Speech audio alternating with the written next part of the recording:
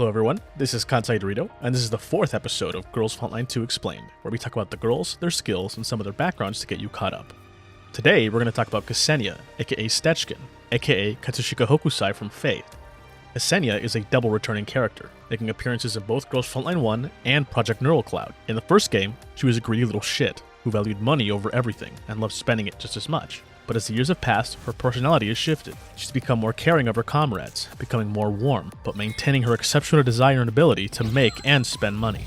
She also has an ahoge shaped like a lightning bolt. This does nothing for her character. I just think it's cute and wanted you to know about it. Her handgun of choice is the Stechkin, a fully automatic Soviet beast of a handgun designed in 1948 by Igor Stechkin, making it the only weapon in Russian history made after 1947 not based on the AK. After World War II, the PPSH was declared obsolete by the Soviets due to the adoption of the AK-47, but due to the relatively large size of the AK and the small storage space available to tank, aircraft, and artillery crews, a new weapon was requested. Something smaller, with smaller bullets to allow for increased ammo carrying capacity. A young Igor Stechkin would look at the iconic C96, a German semi-automatic pistol and its select fire upgrade, known as the M1932 Schnellfeuer, and create a new select fire pistol and even giving it a wooden stock holster similar to the C96's. This gun would be a great first outing, but Stechkin would redesign it, making it lighter and applying the extractor and slide rail of the Makarov. He would also make the barrel longer and lower the fire rate by giving the slide a longer stroke. This new pistol would pass testing and be inducted into service as the APS, Automatic Stechkin Pistol, or in Russian, the Автоматический Пистолет Stechkina.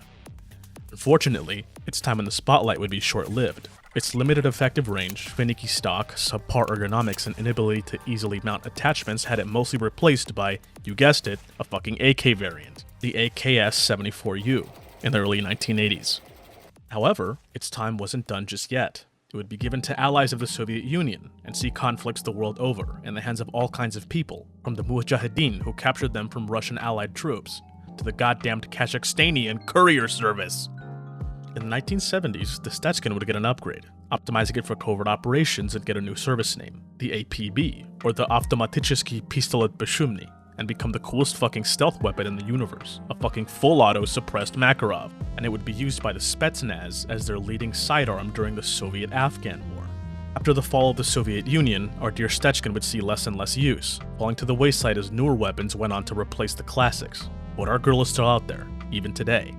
Limited in numbers and definitely as a better-than-nothing gun, but her service continues, even today on the Russo-Ukrainian battlefield. Her cute self can be seen carried by those with good taste, a respect for history, or no better option. Or a little more commonly, so among people who watch my videos.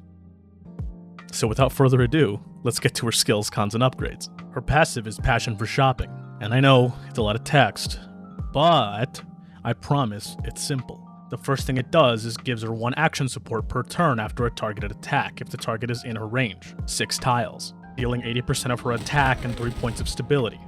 She applies Blazing Assault too, a 15% attack buff for 2 turns to the unit that triggered it. The second thing it does is increase her stability damage by 1 if she has heat recovery, a buff she applies with her skills that we'll go over in a bit. And finally, it gives her 1 confectance point for every burn buff she has on herself at the end of every turn. This is extremely useful, but requires you to keep Ksenia close to someone on your team to get the most out of it. 6 tiles of range may seem like enough, and most of the time it is.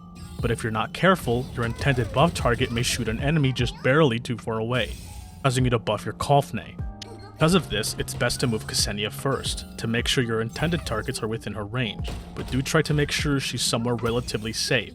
She has no defensive options or nodes and scales on attack, so if you've built her efficiently, she's gonna pop like a zit.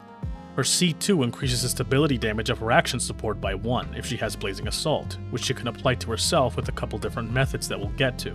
And her C4 lets her action support twice per turn, letting her keep 2 close teammates constantly buffed. Basic attack is, you guessed it, 80% attack, 3 stability damage, and her standard range, 6. Her first skill is Favorable Cycle, a targeted attack that deals 75% of her attack and applying 2 stacks of Flammable, a debuff that does a couple of things if the target takes burn damage. Firstly, it increases stability damage by 2 points, and secondly, it gives 2 confectance points to the attacker. Every time this debuff is procced, it consumes 1 stack. If Ksenia has 2 or more burn buffs at the time of using the skill, she attacks again, dealing 75% of her attack as burn damage and 2 stability damage.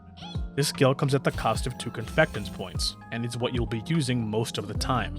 C1 causes it to apply Overburn, a dot that deals 10% of the damage again to the target and all enemies directly around them at the end of the turn. While the damage of the debuff is low, Sharkree, hallowed be her name, has unique interactions with Overburn, making her an incredible pick when paired with Ksenia. She's also an incredible pick when not paired with Ksenia. She's also incredible, period.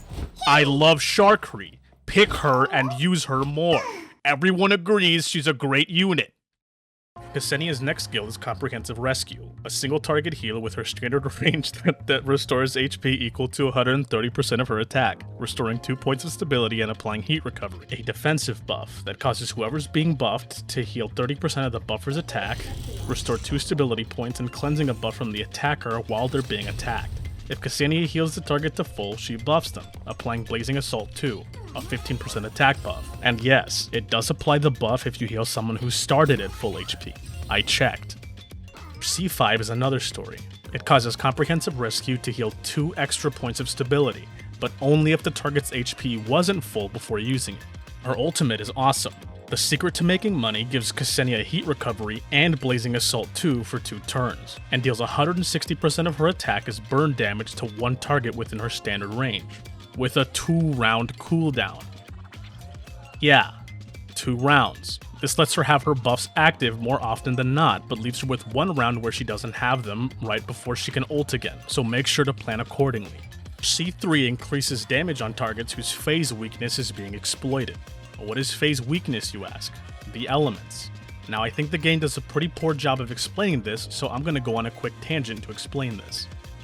The game has 5 elements, which the game refers to as phase attributes. Those elements are burn, corrosion, hydro, freeze, and electric.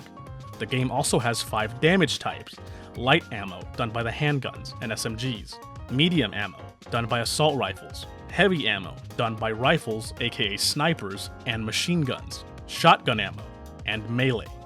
Enemies have 1 or more of these weaknesses, and if you exploit them, you get 2 points of stability damage and 10% bonus damage for each of them. Like I mentioned earlier, Ksenia's C3 increases damage on exploited enemies, and her C6 makes her ult a guaranteed crit on overburned enemies, making her put on some serious damage. Now that we've learned about her skills, we can move on to her nodes, but just real quick before we start, they're all good. Seriously, there is no right or wrong with any of these, they're all correct. Her first is Equivalent Exchange, giving her an extra action support for 1 turn if she kills anyone with favorable cycle. I thought it would give her more if she shot a dynamite crate or something and killed more than 1, but no. If you can figure out how to get more than 1 kill with it, let me know. I'd love to see a cracked out Ksenia putting Chongjio out of a job. Next key is Win-Win Partnership, which gives her and her healing target a buff when she heals a teammate. Steady Income gives her a 10% attack heal and a stability point when she hits someone with burn damage. This is really useful since she'll usually be your only healer, and keeping her stability above 0 is always good. Mutual Benefit shares the buffs she gives to an ally with Comprehensive Rescue, again, helping her keep herself alive with a free heat recovery, and even Blazing Assault if she gets them to full. Her last node is Discount Guide, giving her 1 confectance point if she has heat recovery at the end of the action. This combos really well with Mutual Benefit, and I'd really recommend running them together if you decide to run one of them. Her Capstone is no slouch either, giving her a 50% chance to apply another buff onto her target for 1 turn when she applies a burn buff. If you put on a ski mask and pointed a gun at my head, Dorito, what nodes do I put on Ksenia? I'd probably try to calm you down for getting so pent up over a gacha game. But then I'd probably recommend Steady Income, Mutual Benefit, and Discount Guide to maximize her survivability, buff uptime, and giving her more confectants to work with so you're not caught with your whale tail on a hook. Because I've been absolutely cranking these videos out, there's still only 4 pistols, but Ksenia makes great use out of all of them. Starting with the SRs, the Nagant has the highest base attack of the SRs, which increases not only her damage, but her healing as well. Its effect increases the damage of her next active skill by 5% when applying a debuff, and adds another debuff and doubles it if it is a defense debuff. Unfortunately, Flammable is a burn debuff, and due to this, Ksenia cannot reap the other 2 benefits. It's definitely not a bad option though, and if it's all you've got, it'll serve you well. The next pistol is the 380 Curva, which has the lowest attack of the SRs. Its effect increases the next active healing by 10 to 20% after dealing damage, and if an ally gets their stability broken, it heals 1 to do additional stability as well. The Curva is a good option, especially when you feel like your team takes or will take a significant amount of damage, and with a very minuscule sacrifice to her total damage, it's a trade-off that I think is worth it. Stechkin increases damage and healing on the next active skill by 5 to 15% when she buffs someone, and if it's an attack buff, she gets an additional 5% increase and a 50 to 100% chance to apply another buff, once per turn. Obviously, this is her best option since it plays to both sides of her coin, letting her get a decent increase to her heals and damage, as well as the free buffs, not to mention looking fucking great. The Papa Figo, a Battle Pass exclusive, is the clear winner here, and not only because of the boosted stats that come with an SSR. It's a genuinely amazing pistol for her, and in my opinion, she's the best utilizer of this weapon. It has the highest attack of any pistol in the game currently, and the 50% attack stat boost, meaning bigger heals and more damage. The effect doubles down on this, increasing her damage and healing by 15 to 30% while she's above a certain threshold of HP, ranging from 100% at calibration 1 and above 50% at max. If you use the node loadout I mentioned earlier, this is significantly easier than you think, and even without it, it's an easy feat to maintain. But in case you didn't know, Ksenia is a good unit, and that's not my optimistic hot take for once. And rare as it is, me and the greater GFL2 community are in agreement. Being such a great unit, she really doesn't need the Papa Figo to do her job well. If she's your favorite, or you already have it, give it to her, and she will carry your teams from the highest of highs and rip them from the lowest of lows. Her attachments should depend on what you're expecting out of Ksenia. Personally, I use emergency repairs, since stability is such a precious resource. If you feel her healing is good enough, Phase Strike and Burn Boost are both great options. And like I've said at least 20 times, put attack on her. Now that we have a loadout and the knowledge of her skills, let's destroy some poor sap to get my point across. Today we're fighting Temblor Titan. I brought Chungjo, Sharkri, Krolik, and of course Ksenia. We're going to open with Ksenia's ult to start getting some massive starting stability damage, and to get her buffs online for the next round. We're going to have Chungjo and Sharkri deal with the adds and put Krolik in cover so she can warp back to cover next turn.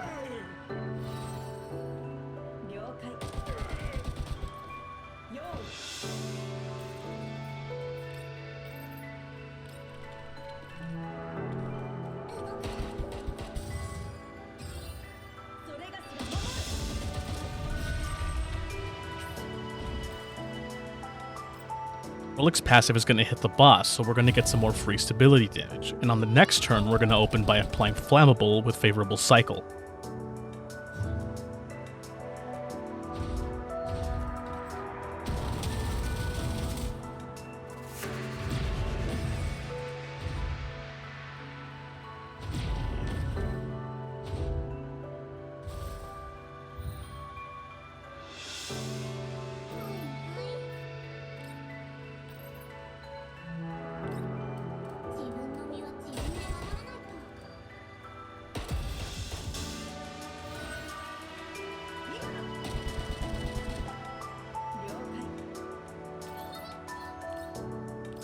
Now we're going to double ult Sharkri and use boiling sound waves to absolutely delete this guy.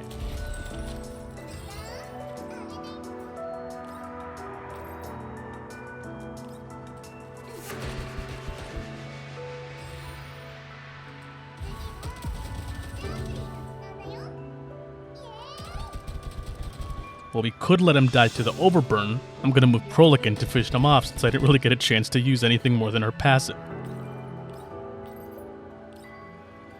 And just like that, Ksenia gave gas to a group of pyromaniacs and killed a mech with it. Now that your brain is 2 sizes larger, you've got your PhD in Ksenia. Thanks so much for watching this far, and if you've got Stockholm Syndrome and keep coming back for more of my content, thank you even more. If there's something I missed or got wrong, please leave a comment. If there's something you liked or you didn't, let me know in the comments too. Despite the ever-increasing comments section, I still read every last one. I see all of your requests, and I'm keeping track of all of them. Because of your guys' request, Krolik is next. I'm not sure what I'm going to do about assorting its history, but I'll figure something out. As for who's leading in requests, it's Mosin. That being said, I've also gotten a couple requests to make a Discord server, but at this time, I'd rather you all just join the official Girls Frontline 2 Discord. They're genuinely some of the nicest, funniest people out there, and I post in there quite a bit. The link for it will be in the description. Thanks again for being the absolute greatest community, and I'll hopefully see you all in the next video. Stay strapped. Remember, no rush.